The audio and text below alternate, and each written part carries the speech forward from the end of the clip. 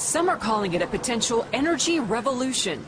Off the coast of Israel, in the waters of the Mediterranean Sea, explorers have found the largest offshore gas reserve in the world in a decade.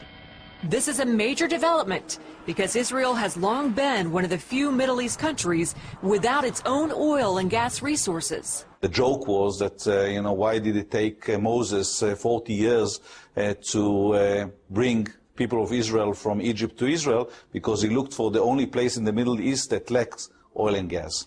So that was the joke. But we proved the joke to be wrong, and actually we know that Moses brought us to the right place. Delek Energy and its American partner Noble are behind the discoveries that will start producing natural gas for customers in 2015. Energy expert and former CIA chief James Woolsey says the gas fields could make Israel energy independent. Oh, they're extraordinarily important and strategically very advantageous, I think, for Israel. Not only is Israel sitting on huge natural gas reserves, the country is also rich in oil shale, a fine-grained rock from which oil is extracted through cutting-edge technology. Scientist Harold Vinegar says the amount of oil shale buried here might equal the oil reserves of Saudi Arabia. We think it's conservatively estimated at about 250 billion barrels of oil contained in the Israeli oil shale, probably the second or third largest deposit in the whole world. And it has a tremendous potential to make an oil industry here.